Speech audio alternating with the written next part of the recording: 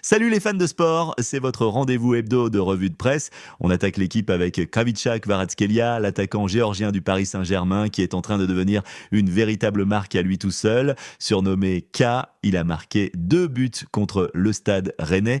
Paris s'est imposé 5-0, portant son total à 5 buts en Ligue 1 cette saison. Son style, sa joie de jouer, son look et surtout son impact sur le terrain font de lui l'un des joueurs les plus suivis en Europe. À seulement 24 ans, Kvaratskhelia n'est plus juste un joueur talentueux.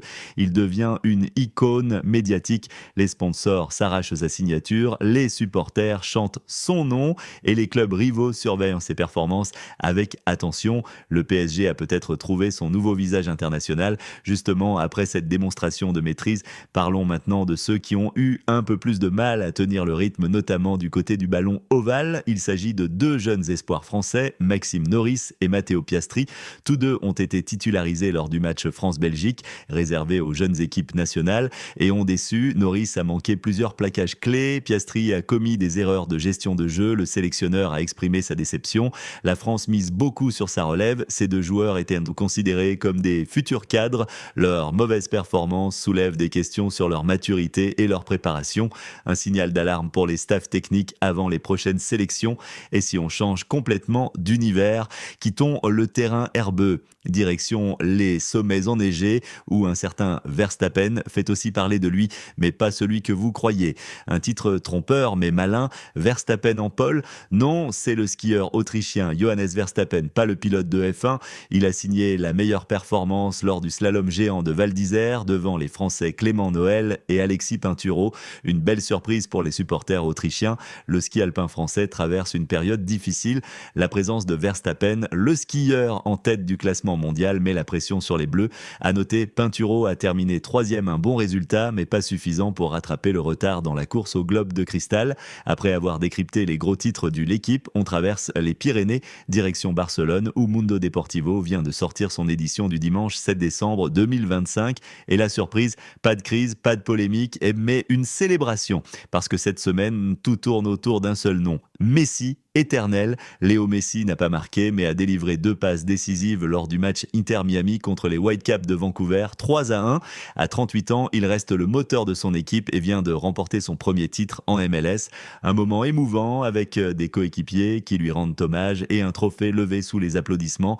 Messi continue d'écrire l'histoire même loin de l'Europe, son impact transcende les championnats et son départ du Barça n'a pas effacé son héritage, bien au contraire. Mais parlons maintenant du club qu'il a vu naître et qui, cette semaine, a aussi brillé. Sans lui, le FC Barcelone a gagné 5-3 contre le Betis Séville, un match fou, avec un triplé de Ferran Torres, un but de Lamine Yamal sur penalty et une réaction folle après avoir été mené 1-0. Le Barça reste leader de la Liga grâce à une première mi-temps spectaculaire et une défense qui a tenu bon malgré les assauts adverses. Ce résultat confirme la forme du Barça et surtout la montée en puissance de jeunes comme Yamal, déjà considéré comme un futur ballon d'or. Alors que le Barça brille, le Real Madrid doit se contenter de gagner et de convaincre. Car face à Celta Vigo, doit absolument gagner pour ne pas creuser l'écart de points avec le Barça. Le Real Madrid fera face à Celta Vigo ce soir à 20h, mais aura besoin de toute sa résistance mentale parce que le Real est toujours en course pour le titre à 4 points du Barça et 2 points du Villarreal, mais doit éviter les faux pas. Chaque point compte, surtout avec le Barça qui accélère. Après avoir suivi les exploits de Messi et du Barça dans Mundo Deportivo, on change de camp direction Madrid où AS vient de sortir son édition du jour. Et là, le ton est clair, le Real revient au Bernabéu et c'est une vraie fête. Le Real Madrid joue ce soir contre le Celta Vigo au Bernabéu. À domicile, les Madrilènes ont gagné tous leurs 8 matchs de la saison. Valverde pourrait revenir au poste de latéral droit et Aspas pourrait jouer son 400e match en Liga. Le FC Barcelone a battu le Betis Séville 5-3 dans un match fou. Ferran Torres a marqué un hat-trick. Rony et Lamine Yamal ont complété la goleada et Anthony a ouvert le score dès la 5e minute. Le Barça reste leader de la Liga et montre qu'il peut gagner même quand il concède des buts. Alors que le Barça s'envole, l'Atlético Madrid doit se contenter de ramper, car face à Bilbao, ce n'était pas une partie de plaisir. L'Atlético Madrid a perdu 1-0 contre l'Athletic Bilbao, un résultat inattendu. Berenguer a marqué l'unique but de la rencontre à la 85e minute. Scellant la défaite, l'entraîneur Diego Simeone a reconnu que l'équipe manquait de précision. Laporte s'est blessé pendant le match. Cette défaite éloigne l'Atlético, 1 à la course au titre et soulève des questions sur la forme physique et mentale de l'équipe avant les prochains matchs européens. Quittons Espagne et direction le Portugal avec le journal O Jogo, où l'entraîneur du FC Porto, Vitor Farioli, a lancé un message clair à ses joueurs après l'élimination en Taça da Liga. Il veut que l'équipe efface le souvenir de cette défaite et exige une réaction forte contre Tondela afin de creuser l'écart avec les rivaux de Lisbonne. Denis Gull est confirmé pour le match, mais Gabri Veiga reste incertain. Le FC Porto est sous pression. L'élimination en coupe a été un coup dur. Farioli tente de redonner du moral à son équipe avant un match crucial. Le classement en Liga est serré, chaque point compte. Et si le FC Porto se relève, du côté de Sporting, c'est aussi la mobilisation générale. Parce que quand les choses se compliquent, il faut remonter le moral, surtout quand on a un entraîneur qui sait y faire. L'entraîneur du Sporting CP, Rui Borges, a demandé à ses joueurs de lever la tête après une série de résultats mitigés. Il insiste sur la nécessité de rester concentré et uni. Un détail marquant, Yulmand, milieu de terrain, a déjà reçu 26 cartons depuis son arrivée à Alvalade, un record qui inquiète les dirigeants. Sporting est toujours en course pour le titre, mais les blessures et les suspensions commencent à peser. Rui Borges tente de garder l'équipe motivée avant un blocage de match décisif, mais ce n'est pas seulement au Sporting que les choses sont tendues. À Benfica, l'ambiance est encore plus électrique. Le stade d'Alouz, symbole de gloire pour Benfica, devient un enfer pour les joueurs. Après plusieurs matchs nuls à domicile, le public s'impatiente. Le Plantel est insatisfait du niveau de jeu et des choix tactiques. Les dirigeants doivent agir vite pour éviter une crise de confiance.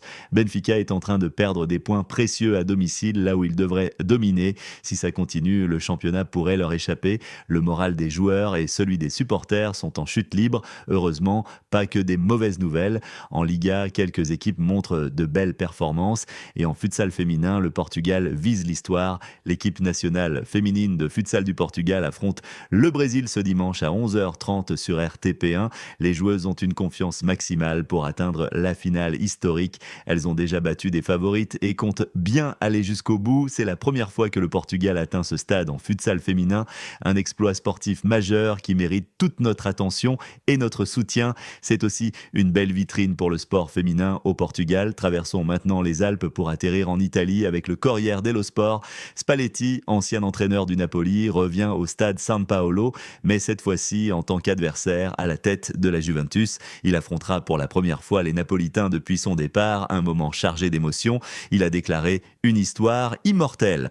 Conte, lui, lance David et Yildiz au milieu de terrain. C'est un match symbolique. Spalletti est adoré à Naples. Son retour en adversaire crée une tension émotionnelle et médiatique énorme. Le résultat pourrait influencer le classement du championnat. Et si Spalletti fait parler de lui, un autre nom fait encore plus de bruit. Chivu, parce que quand il parle, tout le monde écoute. Sous la direction de Christian Chivu, l'Inter Milan a écrasé Como 4-0.